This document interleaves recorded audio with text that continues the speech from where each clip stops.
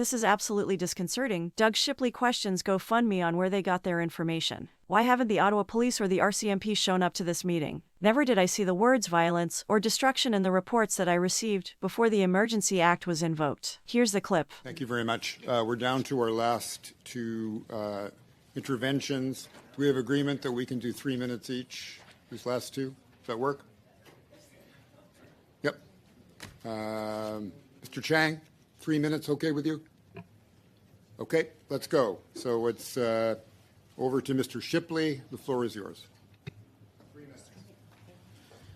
Thank you, Chair. My questions will be mainly centered for Mr.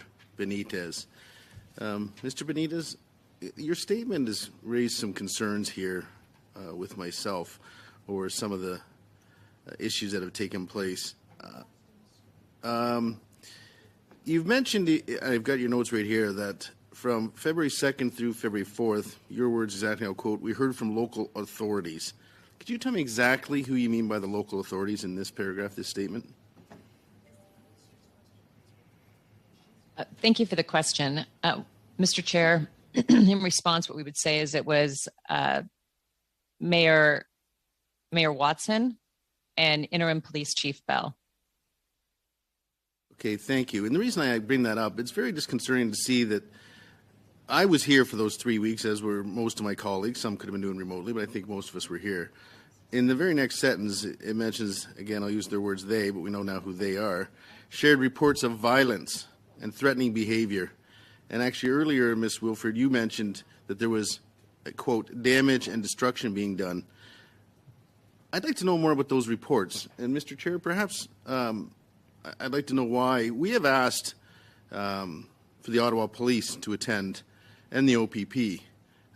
Neither one of those groups have attended yet. Seeing this testimony today, we were all given briefings as this was going on about attending work, walking to work for our employees and for us.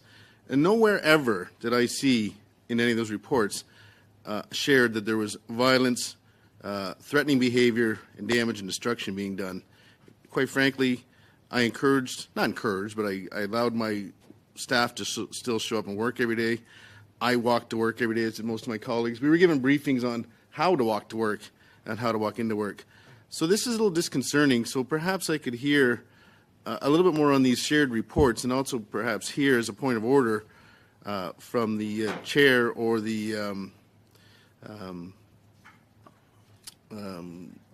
clerk, sorry, as to why they have not attended yet, and will they be attending? So thank you for the question. Mr. Chair, in response, what I would say is that I was not specifically part of the conversations with local law enforcement. I did speak to the mayor myself. We did hear reports of harassment, violence, damage occurring, and based on this credible information, we made informed decisions that this campaign no longer complied with our terms of service, and we removed it from the platform. And again, I'm not questioning what you're hearing. I wasn't in favor of the blockades. I believed they needed to move. They were causing, obviously, concern to residents down here, to businesses down here, and I was always of the belief that they needed to move on. But hearing about the violence, and specifically, and that word's very serious, and again, when I was encouraging my staff, so perhaps on a point of order, we could hear from the clerk as to will we be hearing from the Ottawa Police and why they haven't shown up yet?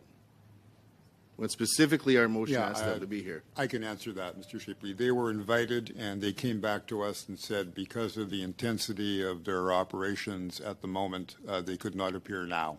And that was the answer that was given to us. Is that correct, clerk? Yeah. Okay, this is the last slot we have now. Mr. Chang, you have 3 minutes. The floor is yours. Thank you, Mr. Chair.